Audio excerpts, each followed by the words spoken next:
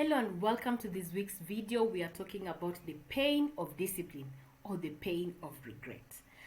This is an issue of discipline, and for those who don't know me yet, my name is Teresa Kuka. I'm the lead coach at Pinnacle Executive Coaching.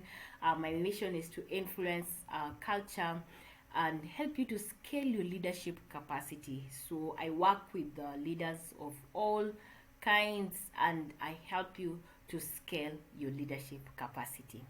So as a leader, where are you today? Are you that kind of leader who is struggling to motivate and control the behaviors of your team? You cannot seem to get their cooperation in achieving your objectives as a business? Or are you simply ineffective in your supervision roles and therefore you're promoting indiscipline in your team? Probably your communication is ineffective. And this leads to employee dissatisfaction and indiscipline.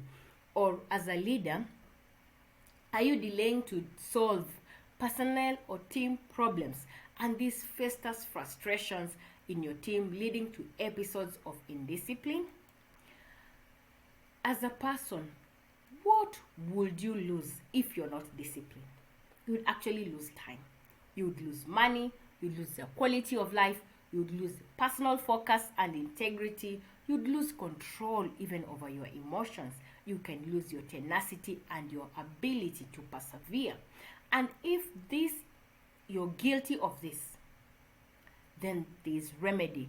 Just know that indiscipline at the workplace can be caused by several reasons, as we've listed and seen, but more commonly it comes really from a lack of a proper leadership by you as the leader.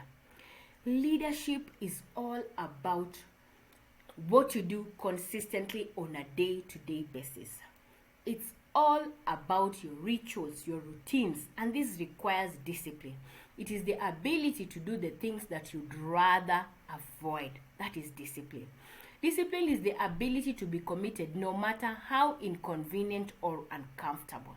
It's the ability to stick to a course of action even if you're busy or you don't feel like it. It is sticking to the principle despite the challenges. So it requires you to understand what you should actually focus on and be disciplined to work on until it becomes actually a natural way of working.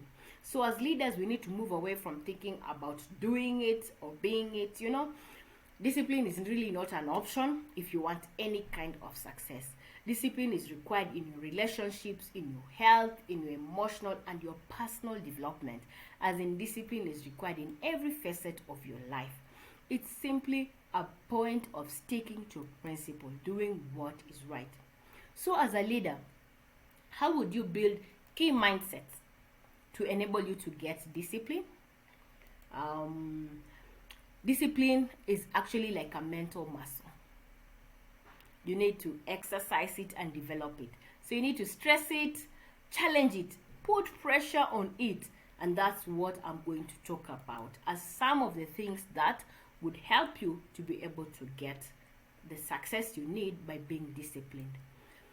So the first thing is that the more you run away from something, actually, the weaker you become. So you have to lose your fear. You have to stress the fact that I have to do this thing and I have to do it now, and it means losing your fear. Stop viewing the rituals, routines that you need to do as things that you hate to do. The more you give in, actually, the weaker you become, and the harder the task will look like. So as a leader, you have to awaken in yourself and in your team the possibility. You have to awaken the possibility in your team and in yourself that you are able to achieve and deliver extraordinary results.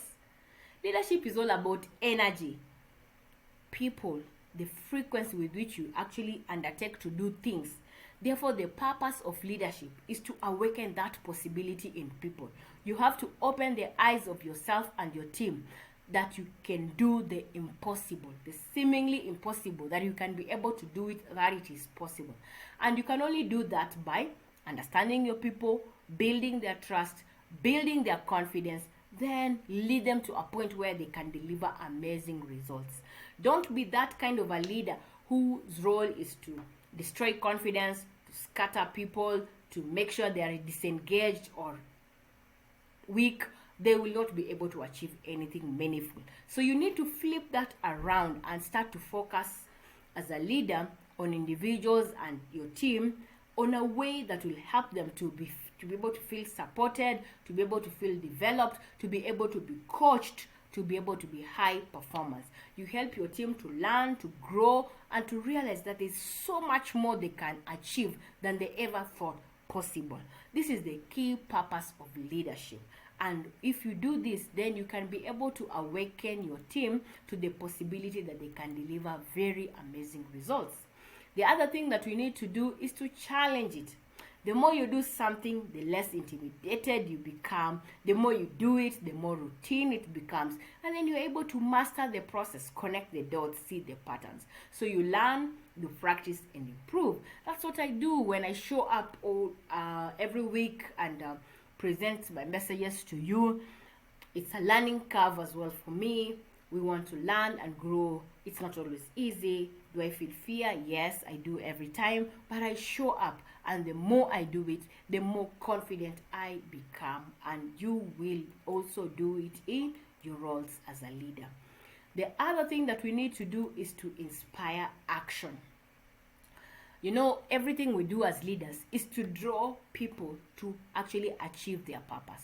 Purpose needs to be at the heart and center of everything that we do. We need to serve.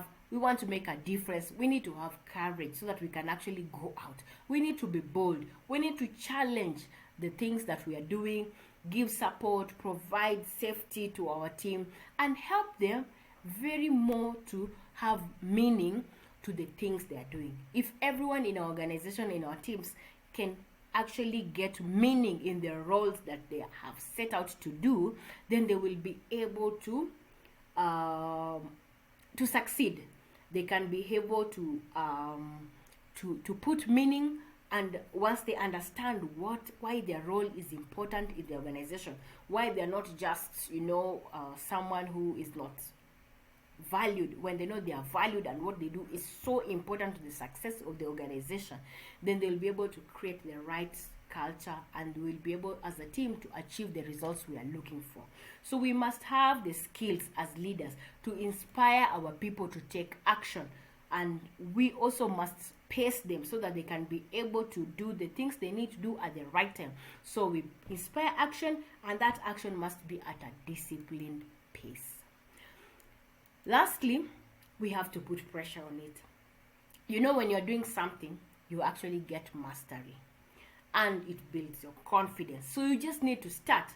Your confidence will come as a result of you being competent, and being competent is a result of doing something over and over, refining, fine-tuning it until it becomes perfect.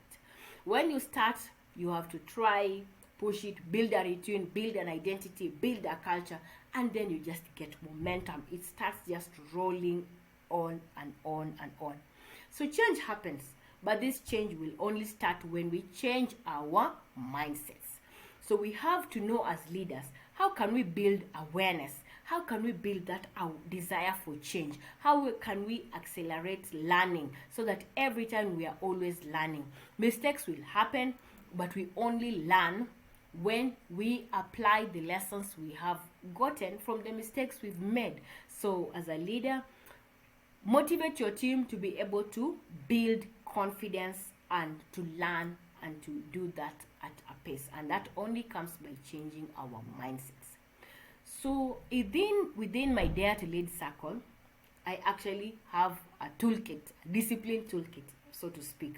I help you to master the art of building self-discipline and help you to be equipped with strategies that will ensure you build a culture of discipline for yourself, for your team, for your organization. So we go into greater detail about the steps we've outlined above. And then in addition, we look at much more. So we can be able to show you how can you, if you have challenges meeting deadlines, how can you put structures to enable you to meet deadlines? How can you put in the actual work to make sure you're able to do things consistently and you're able to commit to more work, therefore you can be able to scale what you're currently doing. How can you meet your deadlines? How can you do that within, you know, specific guidelines that will ensure you are doing it correctly and rightly? And also give you support for the times you want to quit. I'm telling you, you need discipline in order not to quit. The temptation to quit is always lacking, always pushing, and we learn how to counteract that, how to wait it out, how to be able to get success. What we also teach is how you can be able to track your success, how you can be able to journal your progress, how you can build greater self-control, how you can fail and learn from it, because failure is something that comes, but we learn from our mistakes. So if you're interested and if this is something that resonates with you, then please comment that you're ready, sidebox me, or send me an email, and then we'll have a quick chat to see how we can build this and how you can be able to advance. So I know the kind of people who this program will work on, and once we just get on a quick 15 minutes call, I'll be able to let you know if this is something that will work for you and it is something that will be of benefit to you. So I leave you with this statement: the mind is just like a muscle. The more you exercise it, the stronger it gets and the more it can expand. So connect with me so that you can be able to learn how you can be able to expand your mind. And please note, I have several platforms. You can follow me on Facebook. I also have an Instagram page. You can send me an email. You can check out my website. Please connect and let's get learning and let's build discipline to be able to scale our leadership capacity. Thank you, and looking forward to hearing from you. Bye.